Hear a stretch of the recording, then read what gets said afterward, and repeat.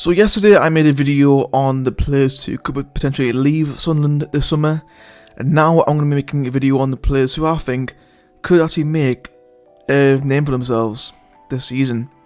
So here are the 5 players who I think could have a breakout season. Number 5, Dennis Serkin. Obviously Serkin had a injury-riddled season last year, as did most of the squad.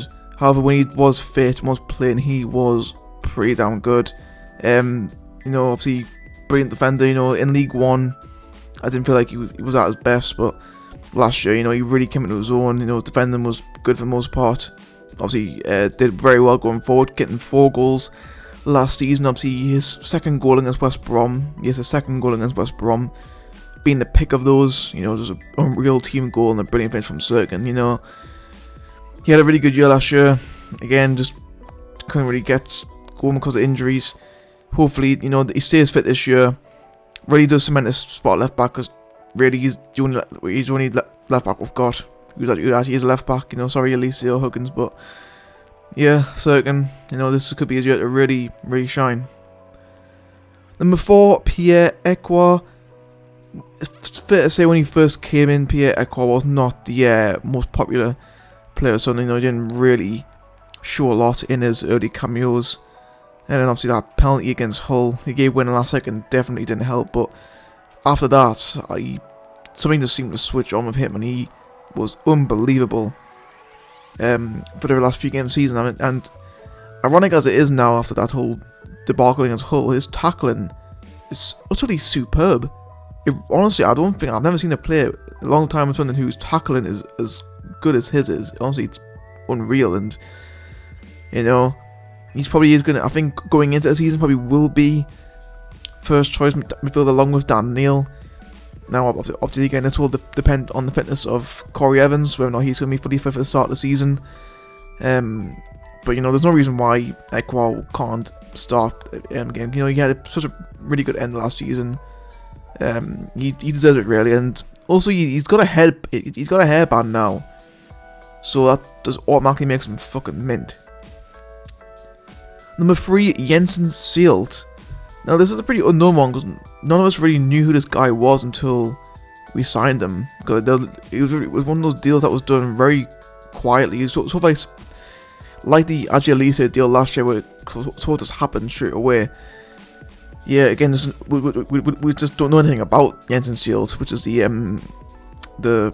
exciting bit, if you want to call it exciting. What we do know is that he's very, very tall. I think he's about 6'3". So yeah, he's a really tall guy. He looks like an absolute unit. Obviously came from PSV, who are a very good Dutch team, and he's probably gonna be starting every week. I'd imagine. We paid just 2 million for him. So he probably will be starting potentially in a back 3 with Ballard and Bart, which is just fucking absolutely unreal when you think about it. And yeah, I think again, even if we don't play back 3, I reckon he probably will start in the back 2 with either Ballard or Bart, maybe even Triantis if he gets in there as well. So yeah, mostly the unknown thing about Seal is probably why he could have a breakthrough season. Number 2, Louis Samedo. Again, we don't know loads about Samedo. From the compilations we've seen him on YouTube, looks decent enough, but then again, YouTube made Ola Toivonen look like a fucking unreal player, and yeah, less about that better, Frank. He probably is going to be our main striker this season, obviously depending on Ross Stewart's injuries and maybe even contract situation. Obviously, since he has taken the number 9 shirt, so who knows. But yeah, like I said, from what I've seen on YouTube, looks decent. Yeah, again, he's tall. He's about 6'2".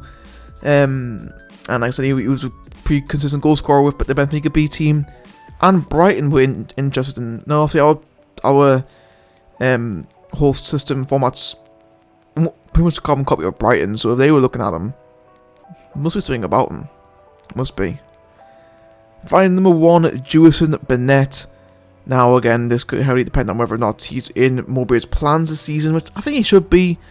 He's been here a year now, he's settled in. Diallo's gone. Good chance Leah Hadji could leave on loan as well, so there's a little spot there for him to slot in if needs be. Really think with Juice and Burnett is he just needs consistent game time. You know, not these little 10, 15-minute cameos off the bench. You know, he needs to be starting games. I mean, just look what happened to the likes of Edouard Michou, Pierre, Ecuele, when they actually were getting constant starts. Like, they were really moulding it. Those like players that we expected when we first signed them. It's again same with Agialise as well. So yeah, I think with Dewey, you know, he needs that constant game time. I mean, to be fair, in his cameos when he has played, he's done well. You know, brilliant finishing against Watford back like almost a year ago now. Also scored a nice little goal against Fulham in the FA Cup as well. So, you know, from what I've seen of him, he is a tidy little play. You know, we just need to see more of him. And to be fair, I think he could potentially have a fucking breakthrough season. Really could. And hopefully he'll fucking stop all the fucking Facebook stars who think they know fucking everything and think he's fucking shit when we've hardly seen him. So hopefully he'll quiet them down a bit.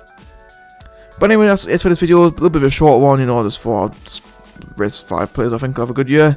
Let me know down below in the comments what your thoughts. Who do you think guys will think of a breakthrough season? And yeah, I'll see you all next time.